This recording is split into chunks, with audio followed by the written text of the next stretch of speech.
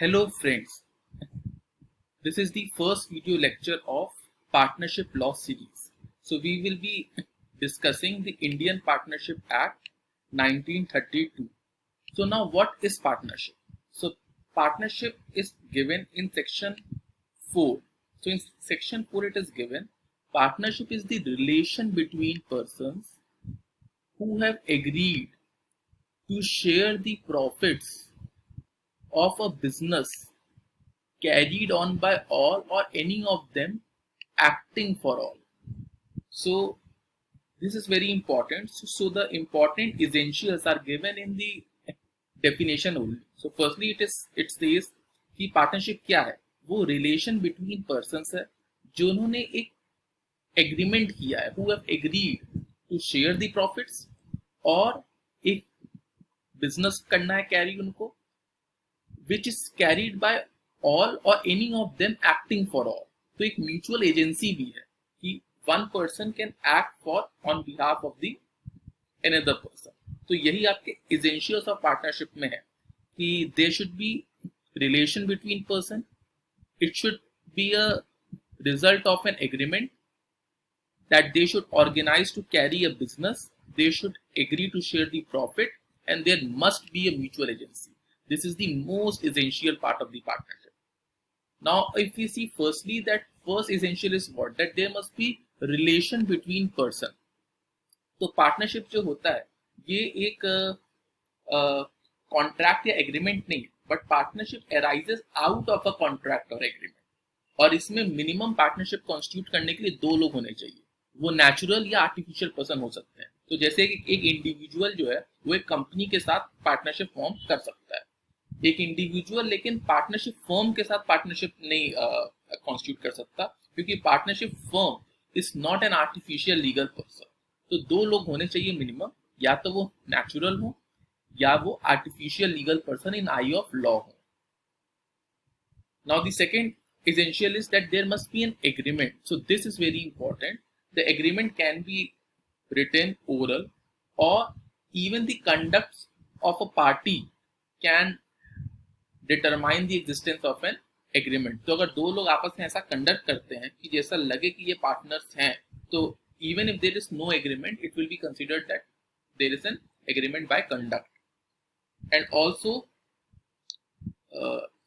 in this we have to see also कि joint family, joint Hindu family में जो business होते हैं वो पार्टनरशिप कभी नहीं होते. क्यों? क्योंकि वो एक स्टेटस से डिराइव होते हैं. The status of being of taking birth in that family. तो एक इनहेरिटेंस से वो एक स्टेटस आती है. तो वहां पे कोई एग्रीमेंट नहीं. तो वैसे बिजनेस क्योंकि वो एक एग्रीमेंट से अराइज नहीं होते, देयरफॉर हम कभी नहीं कह सकते कि जॉइंट हिंदू फैमिली का जो बिजनेस है वो कभी भी पार्टनरशिप में होगा. Next is essentially sharing of profit. Sharing of profit is also very important essential. ये एक बहुत स्ट्रॉन्ग एविडेंस है, बहुत ही स्ट्रॉन्ग एविडेंस है. अगर दो लोग एक बिजनेस कर रहे हैं और वो लोग प्रॉफिट्स भी शेयर कर रहे हैं, तो एक बहुत स्ट्रॉन्ग एविडेंस बनता है प्राइमा फेसाई कि ये लोग शायद पार्टनर्स होंगे. बट ये एक कॉन्क्लूसिव एविडेंस नहीं है. Like it is not very much sure कि अगर वो प्रॉफिट शेयर कर रहे हैं तो वो पार्टनर्स ही हैं. क्योंकि व्हाट रियली हैपेंस इज एक पार्टनरशिप फर्म में एक एम्प्लॉय भी हो सकता है कि वो अपना salary bye way of sharing profits मिले, फर्म के प्रॉफिट्स मिले. वो अगर फर्म्स के प्रॉफिट में अपनी सैलरी ले रहा है तो इसका मतलब ये नहीं कि वो एक पार्टनर है. तो पार्टनरशिप के लिए sharing of profit is a strong evidence but not a conclusive one. Now the most conclusive evidence is the mutual agency. Mutual agency is a very important concept. Partnership में होता क्या है कि हर partner owner भी है business का और वो एक दूसरे का एजेंट भी है. तो वो like agent is a person who represents the principal. वो प्रिंसिपल के बिहाफ में काम करता है और प्रिंसिपल जनरली ओनर होता है. तो इसमें क्या है कि हर पार्टनर ओनर भी है और वो एक दूसरे के बिहाफ में एक दूसरे को रिप्रेजेंट करने की भी क्षमता रखता है. So they are principal and agent both at the same time. ठीक है. मास्टर सर्वेंट रिलेशनशिप में क्या होता है, मास्टर प्रिंसिपल होता है, सर्वेंट उसका एजेंट होता है. लेकिन यहाँ ऐसा नहीं है. यहाँ पे everybody is the owner and everybody also are the agent of each other. तो इसमें एक बहुत ही इंपॉर्टेंट केस है Cox versus Hickman. This case is very important. Cox versus Hickman. इस केस में क्या है कि दो लोग थे, S and S1. Okay, so S and S1 are there. इन्होंने एक पार्टनरशिप फर्म को स्टैब्लिश किया और इनके ऊपर बहुत ढेर सारा लोन था, लाइबिलिटीज थी.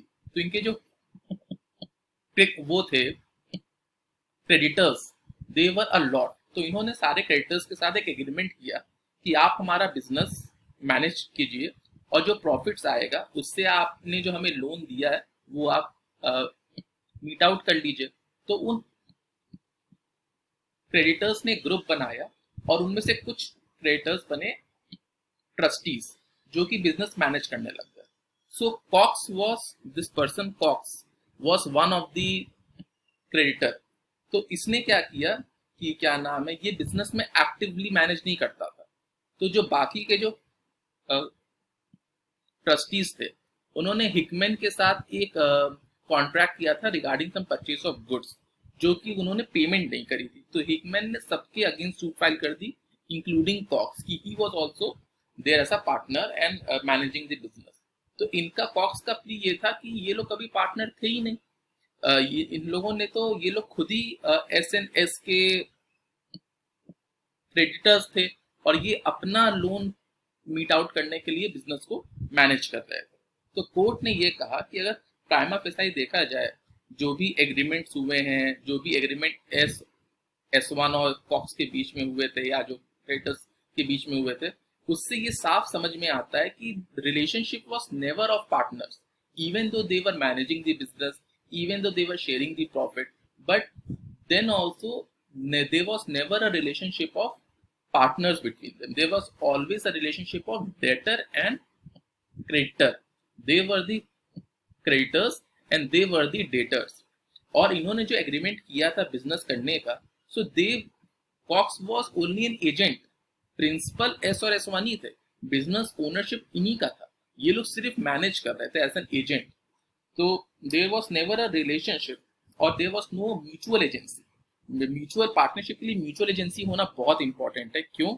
इसीलिए ये म्यूचुअल एजेंसी हेड के अंडर ये केस है, क्योंकि इस केस में they were just the agents and not the principal. But in partnership to be said that they are partners, they must be principal and agent at the same time. तो इस case में बहुत ही important ratio discuss हुआ था कि जो partners, कोई दो लोग पार्टनरशिप कंस्टिट्यूट करते हैं कि नहीं या पार्टनर्स हैं कि नहीं, ये डिपेंड करता है real intention of the parties and circumstances in the contract of partnership.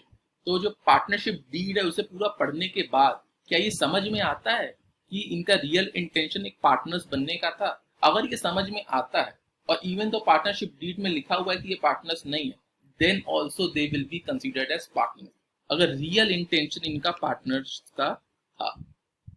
तो ये बहुत ही इंपॉर्टेंट रेशियो है इस केस का कि real intention should be seen. अब इसके बाद हम आते हैं सेक्शन 6 में. सो सेक्शन 6 ने जो कॉक्स वर्सेस हिकमैन का रेशियो था उसी को लीगलाइज कर दिया. इन्होंने कहा है mode of determining the existence of partnership. तो in determining the existence of the partnership, whether a person is partner or not, the regard shall have to be the real relation between the parties.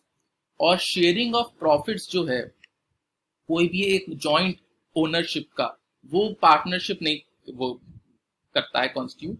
और even if कोई अगर profits लेता है in the capacity of a lender और a servant और an agent और अ window और child of a partner, तो वो लोग भी पार्टनर्स नहीं कहलाएंगे. जैसे कॉक्स वर्सेस हिकमैन में क्या था, COX was sharing profit in the capacity of a lender, इसीलिए वो पार्टनर नहीं था. ठीक है. So section 6 is based on the principle of Cox versus Hickman. ठीक है. अब इसमें एक इंपॉर्टेंट है कि जॉइंट ओनरशिप का, कि अगर हमने एक प्रॉपर्टी ली, दो लोगों ने मिलकर एक प्रॉपर्टी ली और वो सिर्फ उसका आउटपुट को डिवाइड कर लेते हैं. फॉर एग्जांपल एक घर ले लिया, उसका रेंट डिवाइड कर लेते हैं। तो ये लोग को ओनर्स हैं, पार्टनर्स नहीं। पार्टनरशिप स्टैब्लिश करने के लिए नहीं कुछ और करना पड़ेगा, कुछ बिजनेस होना चाहिए। इन्हें उस इनकम को अगर वो लेते हैं या कहीं और इन्वेस्ट करते हैं, कुछ एक्सपेंसेस मीट आउट करते हैं, then they can be said to be a partner. ऐसे वो पार्टनर्स नहीं कहलाएंगे।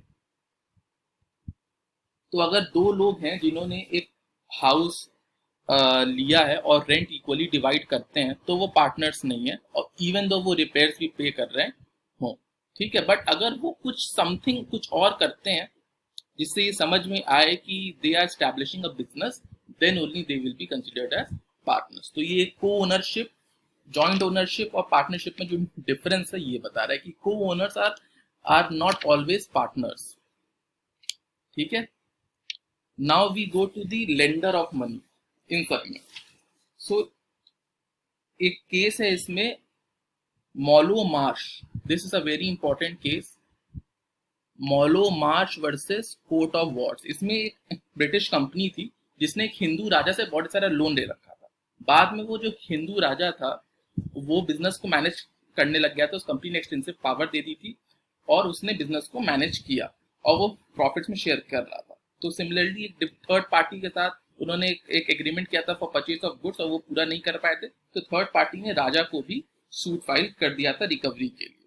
तो इसमें कोर्ट ने यही कहा कि कभी रियल इंटेंशन था ही नहीं पार्टनर्स का। So Raja was never the partner, he was just a lender, he was just a creator, और कभी इंटेंशन नहीं था पार्टनरशिप क्रिएट करने का।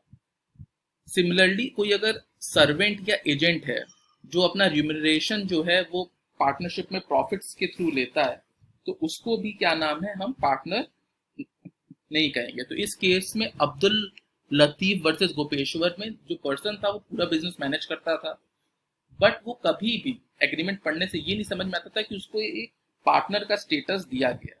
सो the status of partner was never granted to him, he was just the agent of the principal and he was taking his remuneration by way of sharing of profits. Now we go to section 5। Section 5 simply कहता है कि अगर कोई partnership status से created हुई है, मतलब जो HUF वाला कंसेप्ट हमने समझाया था कि जॉइंट हिंदू फैमिली वाला, उसको इन्होंने एक सेक्शन में लीगलाइज कर दिया है कि अगर member of Hindu undivided family और या एक स्टेटस के थ्रू होता है, तो अगर एग्रीमेंट नहीं है तो उसको पार्टनरशिप नहीं कहा जाएगा। Now this one more important section is there, section 7, partnership as will. Partnership at will में सबसे इंपॉर्टेंट क्या है कि कोई भी ड्यूरेशन नहीं होना चाहिए कि पार्टनरशिप कब तक एग्जिस्ट करेगी। ये पार्टनर्स के विल में होना चाहिए कि कभी भी वो पार्टनरशिप को खत्म कर सकते हैं। अगर पार्टनरशिप डीड में कोई भी ऐसा क्लॉज है जो कि रेस्ट्रिक्शन डालता है इस राइट को पार्टनर्स के कि उनको नोटिस देना पड़ेगा, या रेस्ट्रिक्शन डालता है पार्टनरशिप को एंड करने के लिए, तो वो कभी भी पार्टनरशिप एट विल नहीं कहलाएगा। पार्टनरशिप एट विल का मेजर फीचर यही है कि it can be dissolved at will of the partner, or it can be dissolved by mutual consent, insolvency or death of any of the partner, it will be dissolved। अगर कोई भी restriction place होता है तो वो partnership at will नहीं कहलाएगा। Then there is a section 8, partnership for a particular business venture। तो इसमें जब तक वो बिजनेस वेंचर रहेगा उतने समय के लिए वो पार्टनरशिप रहेगी। So this was all. जो इसमें सबसे इंपॉर्टेंट जो फीचर यही है कि पार्टनरशिप एग्जिस्ट करती है कि नहीं, वो real relation between the parties से पता चलेगा, और एक म्यूचुअल एजेंसी होनी चाहिए। शेयरिंग ऑफ प्रॉफिट से आप कंक्लूसिव टेस्ट नहीं ले सकते कि ये पार्टनरशिप है कि नहीं। So this was all about nature of partnership. तो इसमें हमने सेक्शन 4, 5, 6, 7 एंड 8 किया है कवर, जिसमें हमें ये पता चला है कि क्या क्या इसेंशियल्स होने चाहिए ये डिटरमाइन करने के लिए कि ये जो रिलेशनशिप है ये पार्टनर्स का है कि नहीं। उसमें से सबसे इंपॉर्टेंट है म्यूचुअल एजेंसी, और शेयरिंग ऑफ प्रॉफिट एक प्राइमा फेसाई टेस्ट है but not a conclusive test है। ठीक है, सो थैंक यू ऑल।